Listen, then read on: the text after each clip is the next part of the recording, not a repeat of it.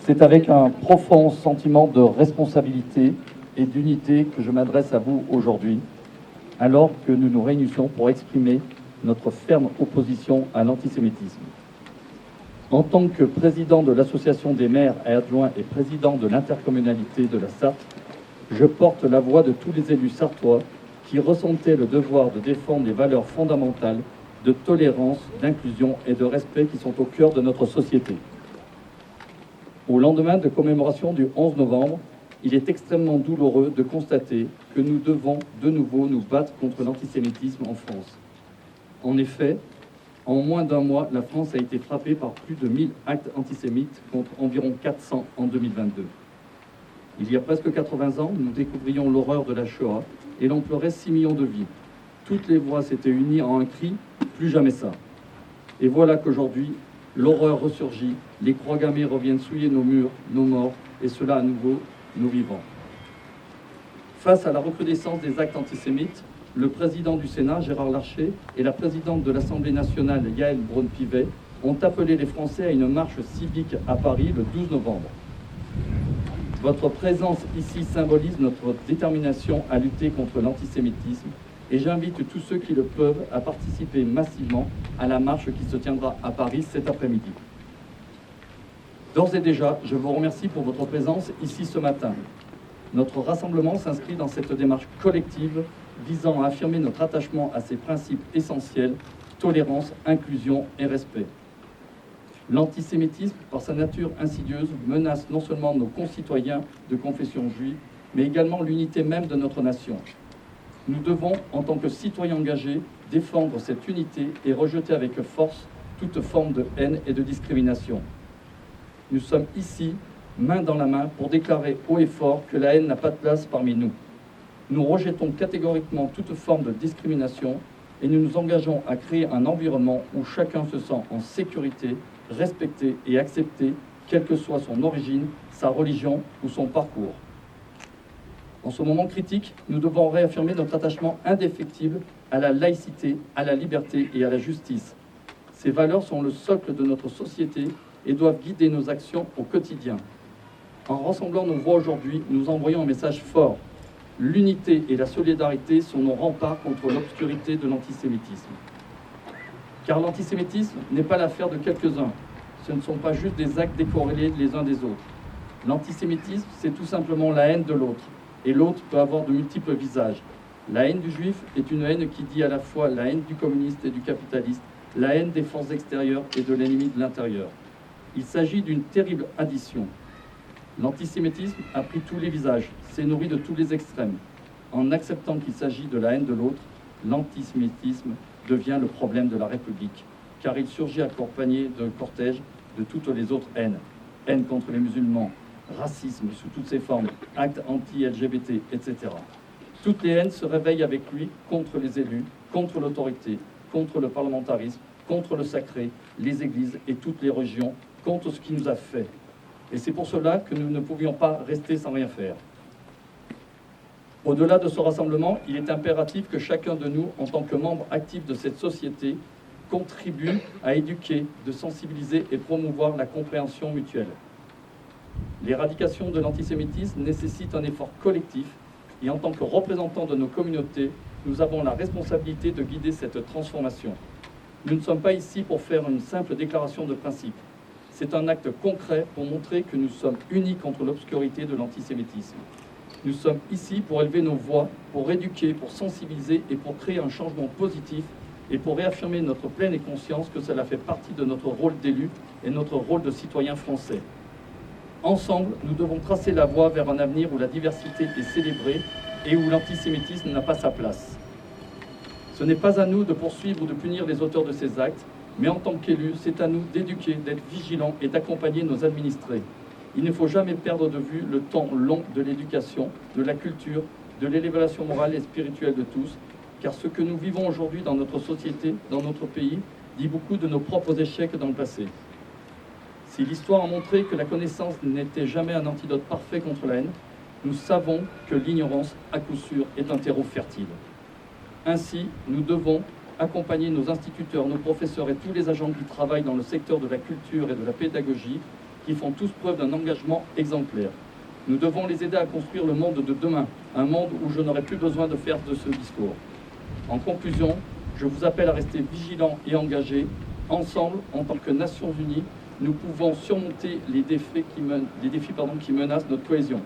Marchons côte à côte pour une France où la diversité est célébrée et où la haine n'a pas sa place. Merci à chacun d'entre vous pour votre présence et votre engagement aujourd'hui.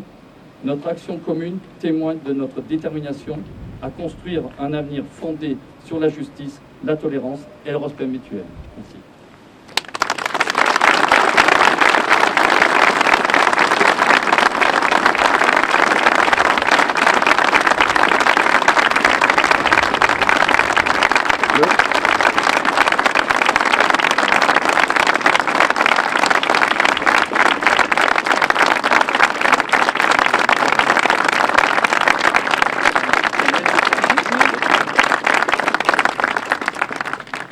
Le président a dit qu'il ne défierait pas cet après-midi. On va faire une Marseillaise et puis après on répondra à vos questions aussi. D'accord. Alors, enfants de la patrie, le jour de gloire est arrivé. Contre nous de la tyrannie, les grenades sont élevés. Les grenades sont élevés.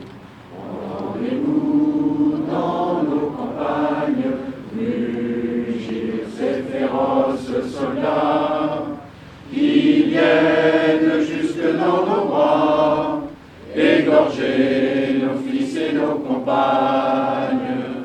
Aux armes, citoyens, formez vos bataillons, marchons, marchons, qu'un sang impur abreuve nos sillons.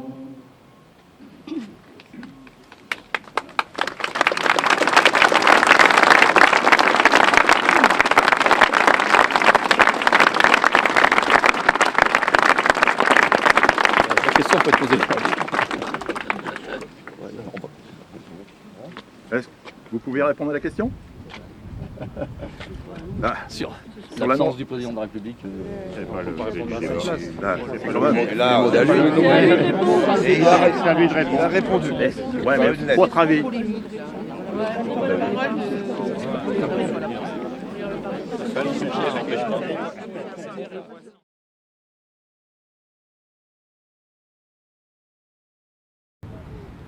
Gauthier, pourquoi votre présence ici aujourd'hui au Mans? Je pense que c'est important de manifester notre soutien au fait qu'Israël a le droit de se défendre, qu'il y a eu des agressions antisémites en nombre croissant depuis l'agression terroriste du 7 octobre, celle du Hamas. Et donc je suis venu manifester mon soutien dans une démarche républicaine, transpartisane. Je considère que tous les partis politiques doivent être présents, qu'il doit y avoir un consensus général autour de cette question de la défense des Juifs de France. Et c'est le sens de ma présence aujourd'hui devant l'hôtel de préfecture de la Sarthe au Mans. Dans le défilé cet après-midi, notre président refuse de défiler. Est-ce que vous avez une réponse à cela?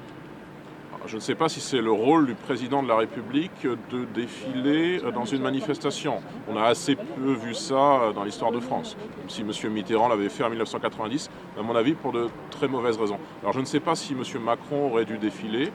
Ceci étant, je pense que son gouvernement est relativement ambigu sur la question de la recrudescence des actes antisémites là, depuis le mois d'octobre.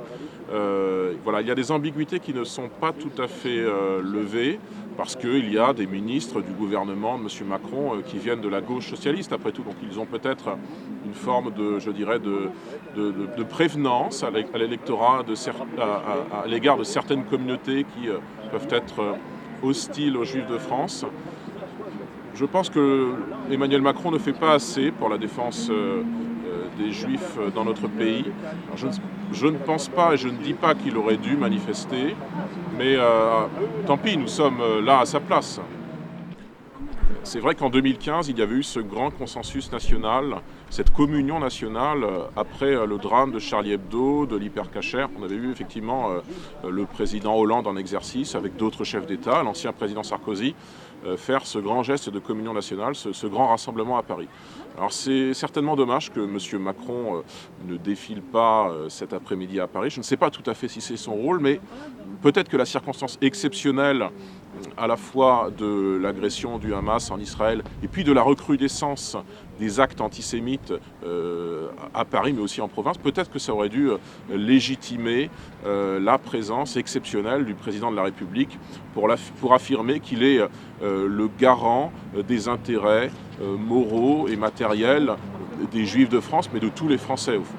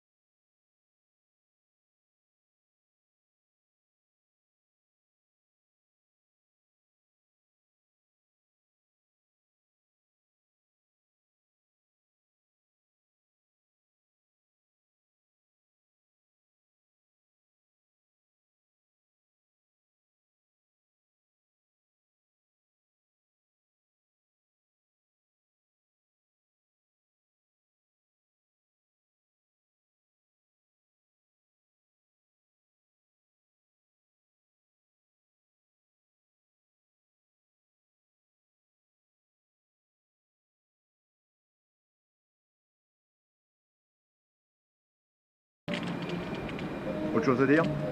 Alors, la chute n'était pas très bonne, mais autre chose à dire. Non, je suis heureux de manifester aujourd'hui. Non, c'est pas le bon mot. Je pense que c'était mon devoir de manifester aujourd'hui ici au Mans parce qu'il faut affirmer que les Français sont rassemblés, quelle que soit leur appartenance sociale, leur appartenance politique, philosophique ou religieuse, pour dénoncer encore une fois l'antisémitisme. L'antisémitisme monte de plus en plus en France. On voit ça, plus de 1000 tags et tout cela, donc depuis un mois. Oui, parce qu'il y a, à mon sens, une importation du conflit israélo-palestinien, enfin de cette mutation du conflit israélo-palestinien qui est l'agression du Hamas. Il y a une importation jusque dans nos banlieues, et c'est quelque chose de problématique, pour des raisons sécuritaires notamment. Je pense que l'antisémitisme est corrélé à l'immigration de masse, parce que les personnes que nous faisons venir en France sans aucun contrôle ou presque ne sont pas naturellement les plus disposées à l'égard des Juifs. Et forcément, à la fin, ça fait une hausse des agressions, des incivilités, voire des crimes antisémites, ce qui est naturellement très problématique. Merci.